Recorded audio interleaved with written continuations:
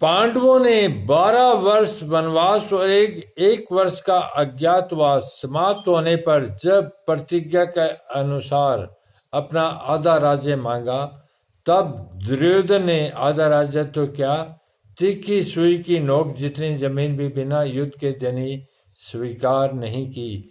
अतः पांडवों ने माता कुंती की आज्ञा के अनुसार युद्ध करना स्वीकार कर लिया।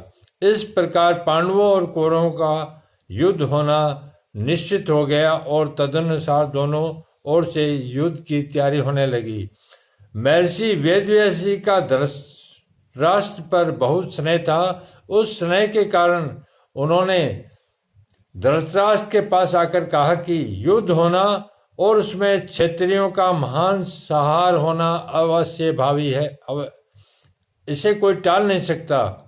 यदि तुम युद्ध देखना चाहते हो तो मैं तुम्हें दिव्य दृष्टि दे सकता हूं, जिससे तुम यहीं बैठे बैठे युद्ध को अच्छी तरह देख सकते हो। इस पर धृतराष्ट्र ने कहा, मैं जन्म भर अंधा रहा, अब अपने कुल के संहार को मैं देखना नहीं चाहता, परंतु युद्ध कैसे हो रहा है यह समाचार सुनना चाहता हूं। तब व्यास जी ने कहा, मैं संजय को दिव्य दृष्टि देता हूं, जिससे यह संपूर्ण युद्ध को, संपूर्ण घटनाओं को, सैनिकों के मन में आई हुई बातों को जान लेगा, सुन लेगा और देख लेगा, और सब बातें तुम्हें सुना भी देगा।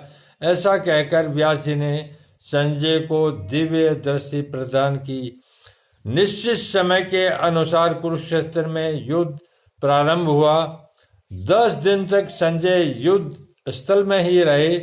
जब पिता में भीष्म बाणों के द्वारा रथ से गिरा दिए गए, तब संजय ने हस्तिनापुर में जहां धृतराष्ट्र विराजमान थे आकर धृतराष्ट्र को यह समाचार सुनाया।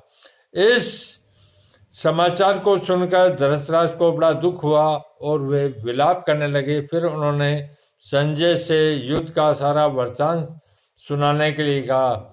भीष्म पर्व के 24वें अध्याय तक संजय ने युद्ध संबंधी बातें धृतराष्ट्र को सुनाई। 25वें अध्याय के आरंभ में धृतराष्ट्र संजय से पूछते हैं। अब आगे आप चलिए।